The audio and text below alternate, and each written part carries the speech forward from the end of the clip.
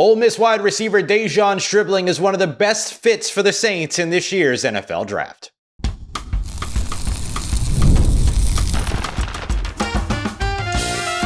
You are Locked On Saints, your daily New Orleans Saints podcast. Part of the Locked On Podcast Network, your team every day.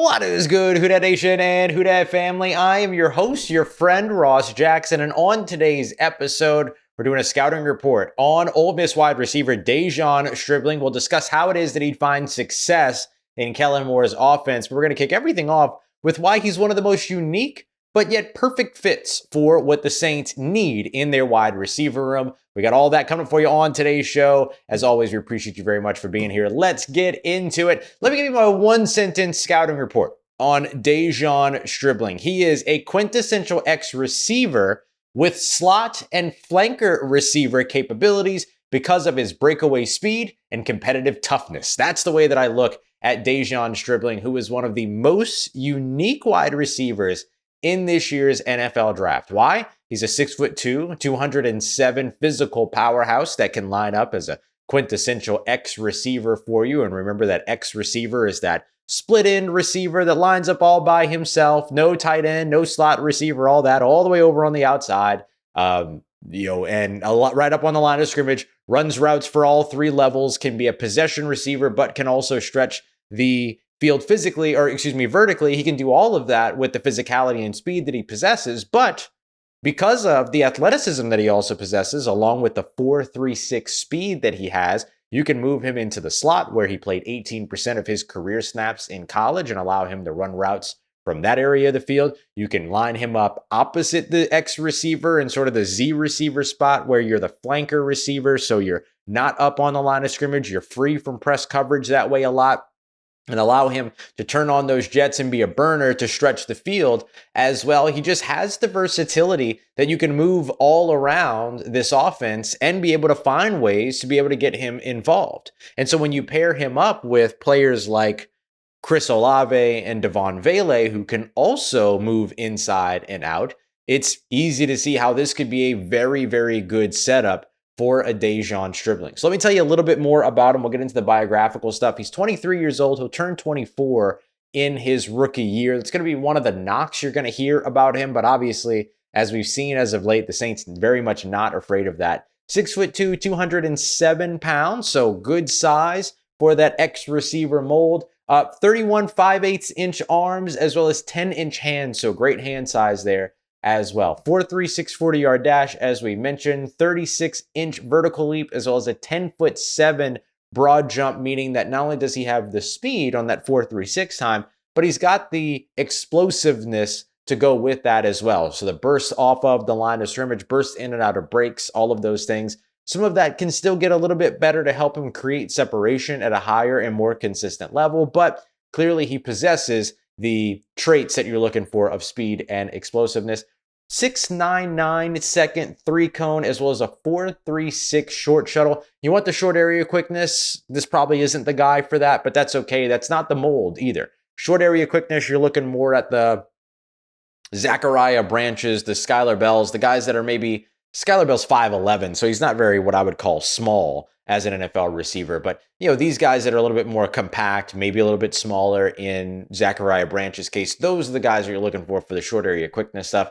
The responsibilities that you would ask from a De'Zhaun Stribling, probably not a huge deal. Outside of maybe running some pivot routes, some slants, things like that, that would allow him, like if you can increase the short area quickness a little bit and the change of direction a little bit, it'll help with creating some separation, but you can work on that at the next level when he gets in with some wide receiver coaching and all that, especially getting to work with a guy like Keith Williams. So you take him, you pair him up, or trio him up, I guess, group him up with Olave, Devaughn, Vele, and he probably becomes a guy that can be a second or third option for you at wide receiver, but play that X receiver mold or role and be somebody that's playing sort of what everyone calls wide receiver one without having necessarily be the number one option, because obviously that would be Olave. But you can move these guys inside, outside, you can shift them around, all of that. Last year in 2025, caught 55 receptions for 811 receiving yards, as well as 6 touchdown catches.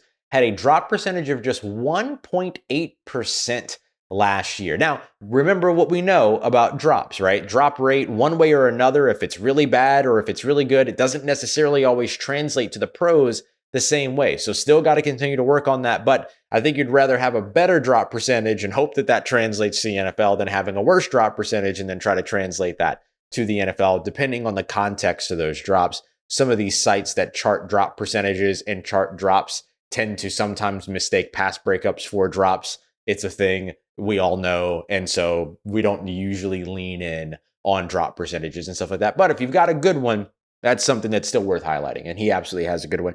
7.3 yards after catch per reception as well, which goes towards that uniqueness of his build. Not only is he a bigger bodied receiver, 6'2", 207, but he has that breakaway speed and he has some of the elusiveness, a little bit of the elusiveness that allows you to be able to go out there and pick up some yards after catch as well. Averaged 2.15 yards per reception last year. Pretty solid numbers there. So that's everything you need to know about De'Zhaun Stribling. Let's get to his fit next and why it is that he would find so much success in Kellen Moore's offense. And let me tell you this, it's not just because of what he can do as a pass catcher. Let's get to that next as we continue on with today's episode of Locked On Saints, part of Locked On Podcast Network, your team every day.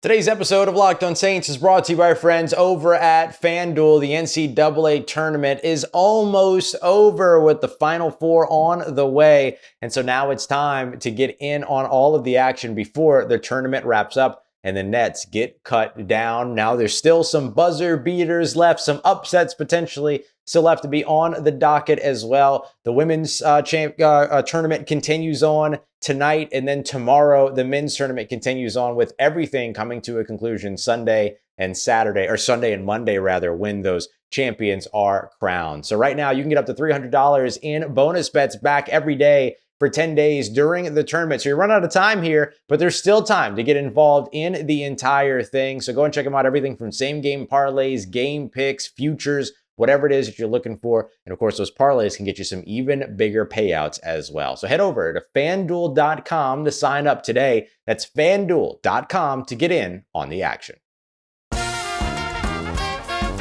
Let's get it. Who Dat Nation? Ole Miss wide receiver De'Zhaun Stribling would find success in Kellen Moore's offense, not just because he has some promising pass catching potential, but it's also because he's one of the most competitive run blockers in this year's NFL draft class. We want to break down why it is that he would find success in this offense, and that's a big reason why. We appreciate you very much as always. Continuing on with this here, don't forget you can always find this show ad-free every single day by joining the Everydayer Club. You can find the link in the description to learn more information. We thank you very much for being an Everydayer and for making us your first listen.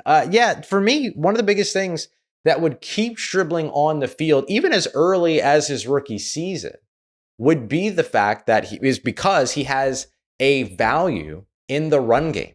Kind of like how we talked about when the Saints signed Travis Etienne, that not only would he benefit you from the run game side of things, but he'd benefit you from the passing game side of things too, because he's a good pass protector. He also can catch the football out of the backfield. We talked about Jeremiah Love, Notre Dame running back, who should be in the first round of this year's NFL draft and all, being another one of those guys. And so this is another player that kind of contributes to both phases of the game, run, pass, because of what it is that he can do as a run blocker. Stribling is so fun to watch because of his competitive toughness. And I think you've heard me say this a bunch over the course of the offseason, but the thing that always translates from college to the pros is attitude. It's attitude, it's demeanor, it's play style. That will always translate from college to the pros. And De'Zhaun Stribling has an attitude. He has a competitive toughness. He is the player that wants to be better than anyone else out on the football field. And you can see that in the way that he plays. You can hear that and learn that from the people that he's been around, all of that. He can go out there and be an X receiver for you and give you some perimeter blocking, but you can also move him into the slot and let him be a down and dirty, gritty slot blocker for you as well, for those running backs to kind of expand that offensive line a little bit. I think this is one of the big things that I love most about De'Zhaun Stribling. It's his competitive toughness. It's the run blocking. And then you also have the burner speed. You also have the big body. You also have all of those things. He also has a ton of experience. 3,008 career snaps played throughout his collegiate career, according to Pro Football Focus. Like we mentioned, part of that is because he's 23 years old, going to turn 24 during his rookie season. But again, composure, maturity, understanding of the game, experience. I'm not writing any of that off just because he's 23, going to be turning 24 years old. Shows a ton of effort. He can be a bit of a crisp route runner as well. He tries to make sure that his breaks are always very crisp, not necessarily rounded off, things like that. Can get a little bit better out of those breaks of creating the natural separation, and can, of course, get a little bit better in terms of being a contested catcher as well. At least one of those two things, right? Just make strides. If you make strides in one of those two things, it's going to help him quite a bit. I don't think that not being an elite separator, I think being an elite separator is a good thing coming into the pros.